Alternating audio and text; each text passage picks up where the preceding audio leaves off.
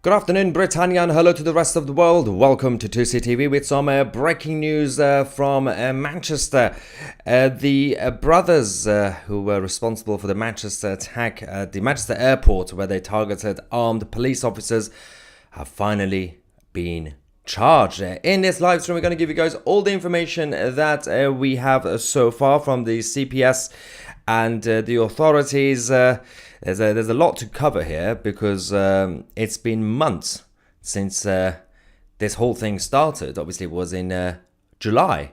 Most of the chaos that we are seeing actually started just after the recent general election on the 4th of July, and when Keir Starmer became Prime Minister. And since then, obviously, things have been kicking off.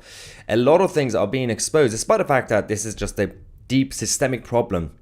Even under the Tories, we had similar issues, but it seems like they are being magnified and they're being exposed properly.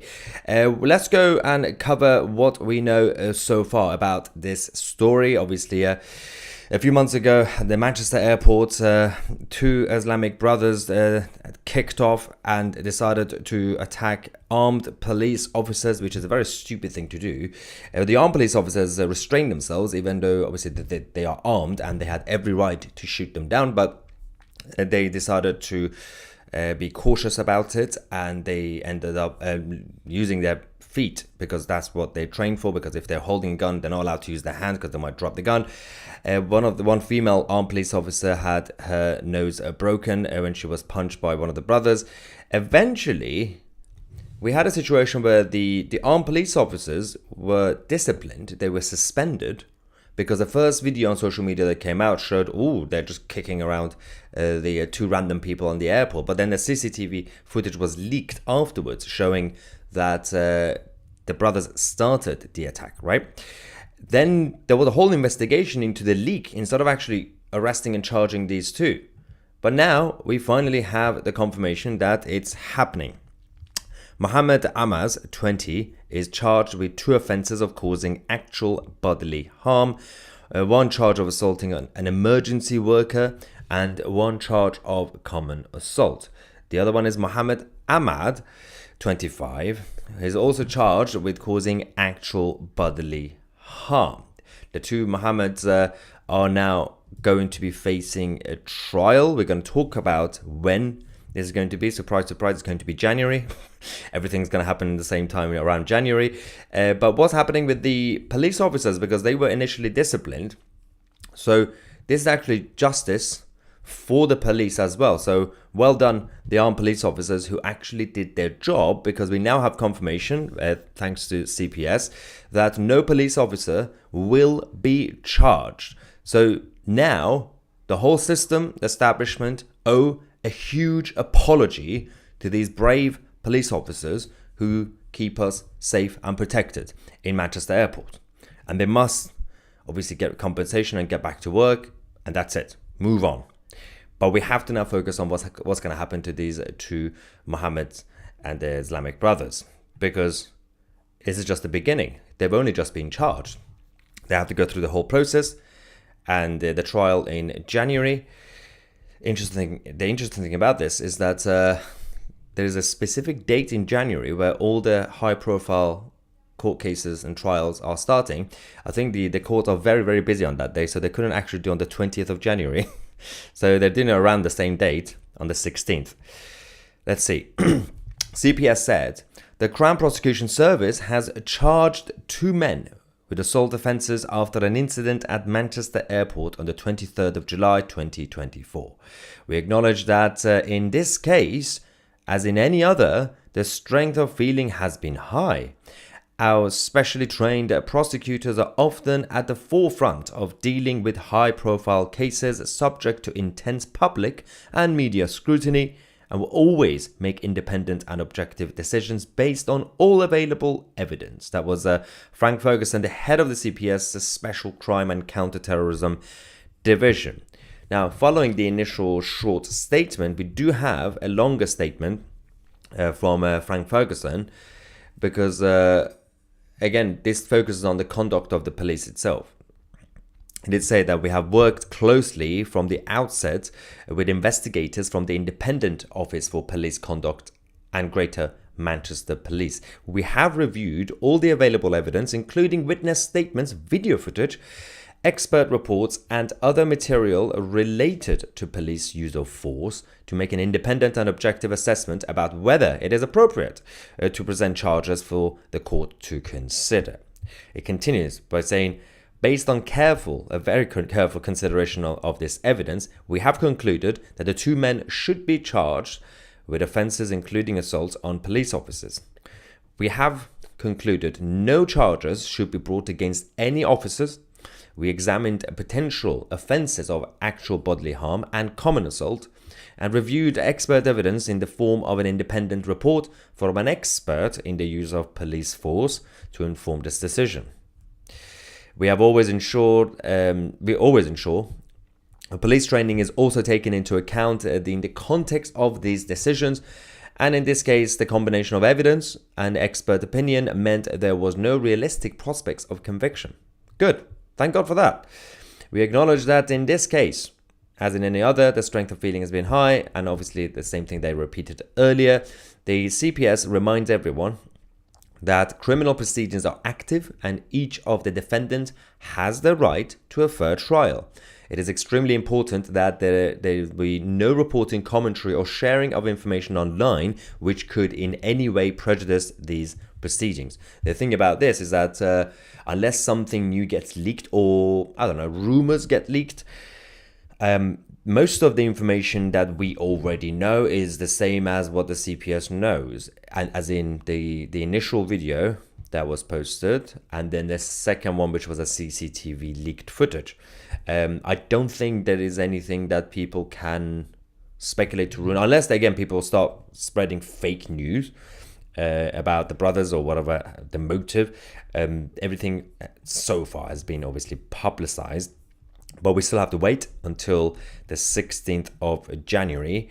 That week, that few days in January is going to be extremely busy when it comes to the justice system and obviously media reporting. So I will try my best to cover as much as we can around those dates about these individual trials that are happening. This is now the fourth high-profile case that week, all happening around the same time. We don't know whether in the actual court hearing they are going to be pleading guilty or not guilty.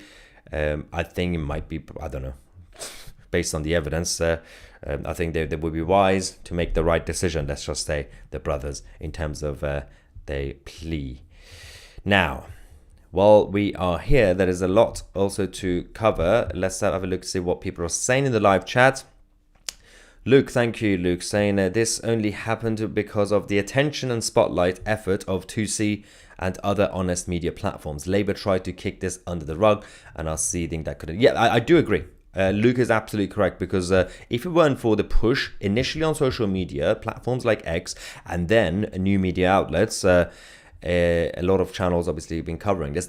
We all together, collectively, all the new media outlets managed to put pressure on some of the mainstream media channels, including GB News, for example, for them to initially also cover.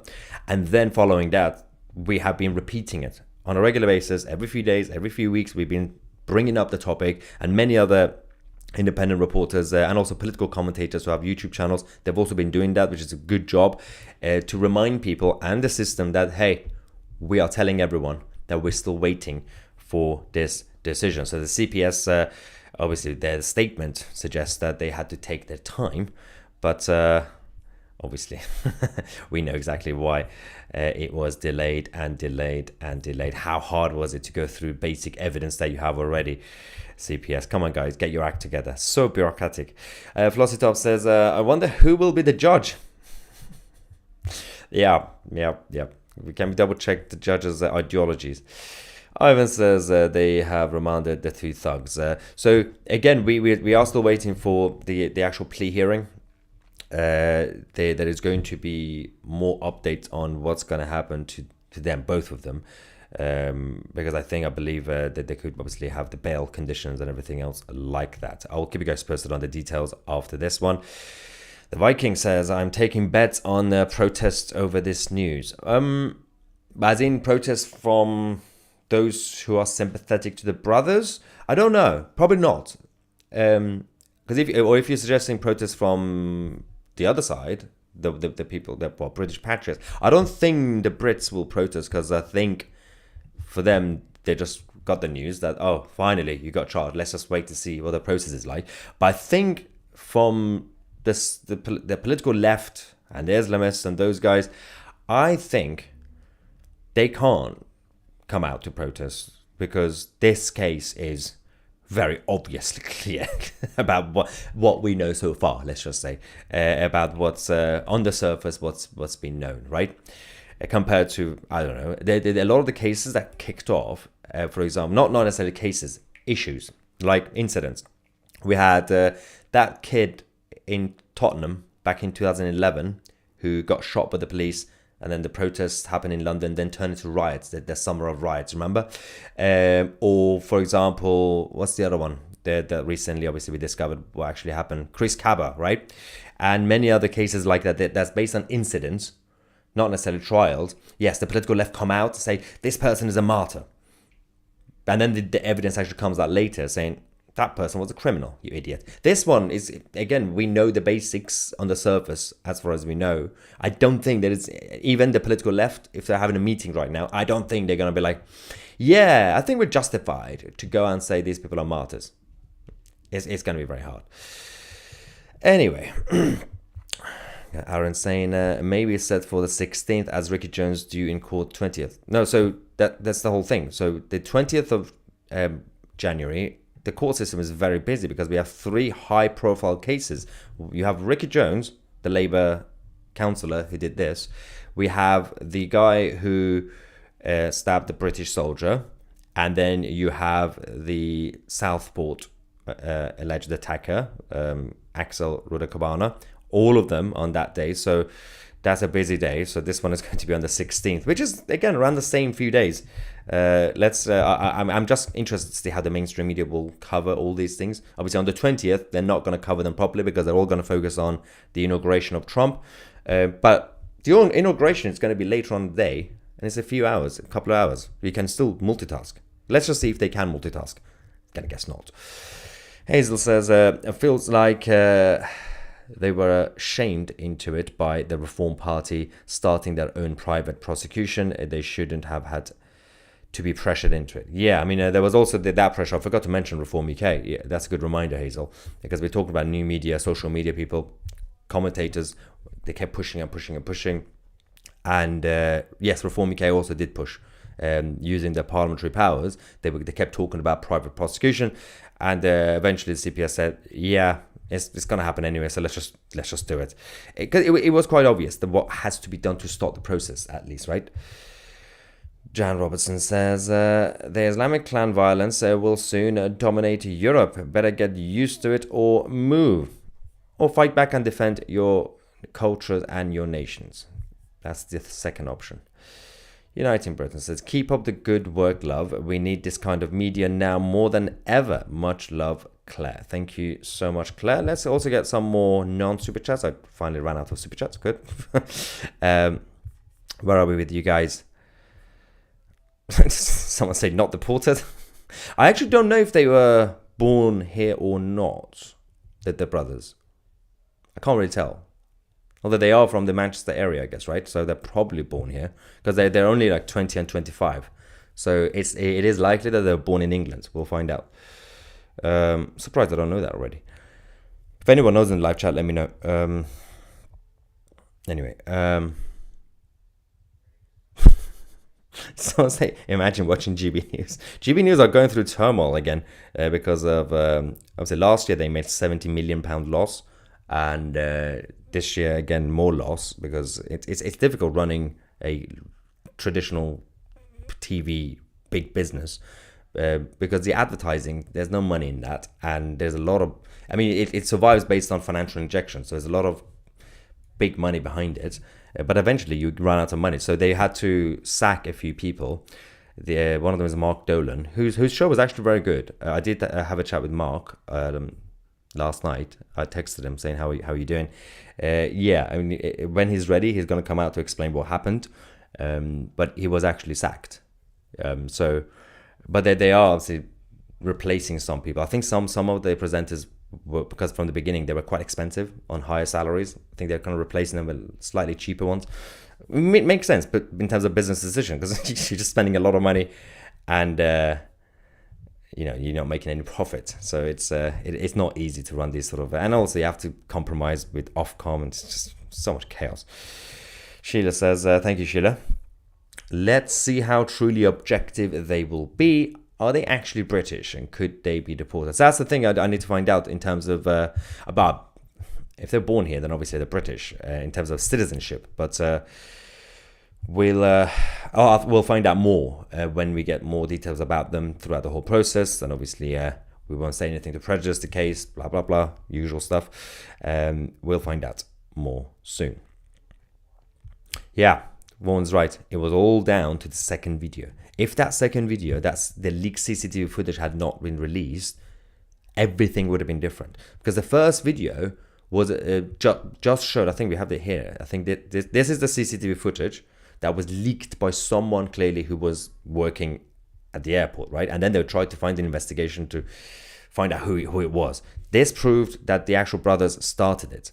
I think this footage came out first. Someone on their phone filmed this out of context towards the end, when the police basically had already stopped the two brothers, and it looked very aggressive and what's going on, right?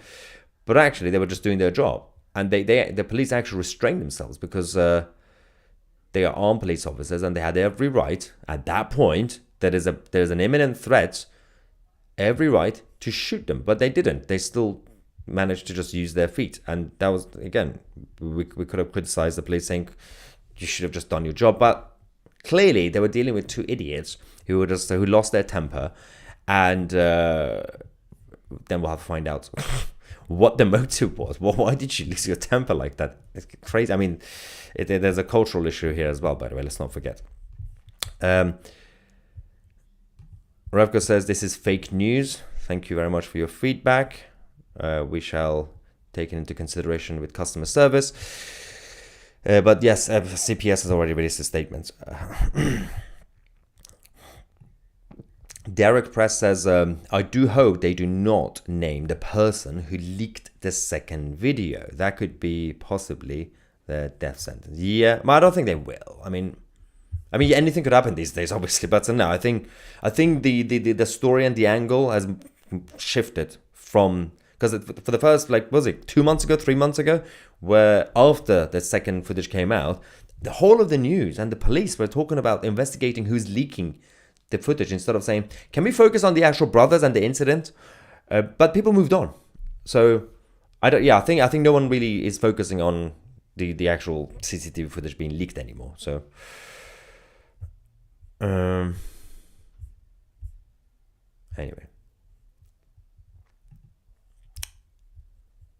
Matthew says the news of a charges is great, sentence is the worry.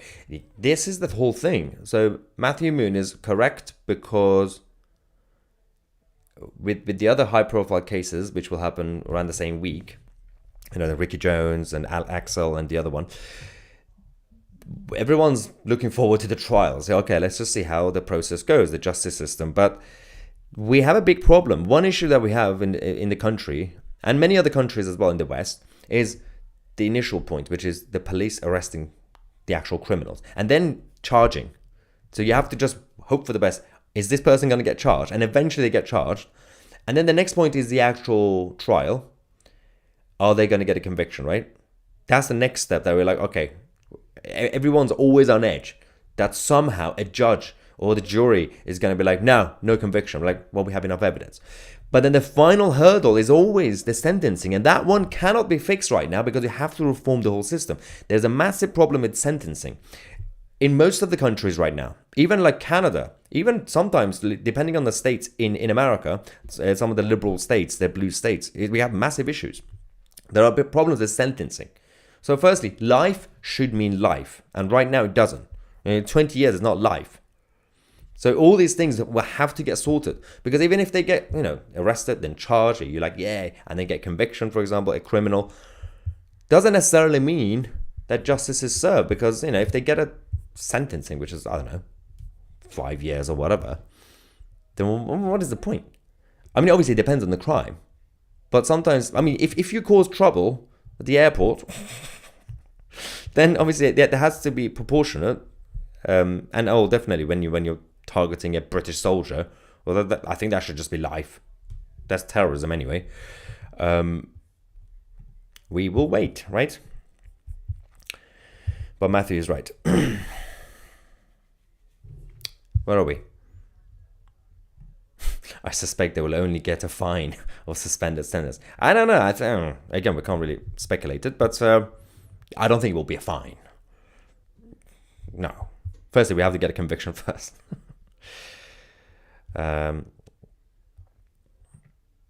Jeff, Tommy is in jail for telling the truth, and these two are only now being charged. Let's just hope they get jail time, and one would hope it's a long one, according to Jeff. Graham says, has VAR... Yes, VAR has finally decided they can be charged. These VAR decisions are unquickly. It's actually, as a good metaphor for what's happening with Premier League. I mean, it's just the video footage. Just go through it. It takes half an hour. It's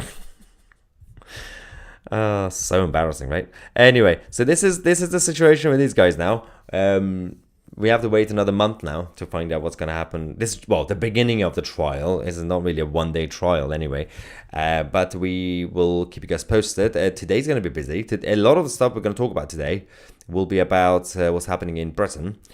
It's all kicking off again. We're going to talk about the new upcoming US ambassador, the UK ambassador to the US.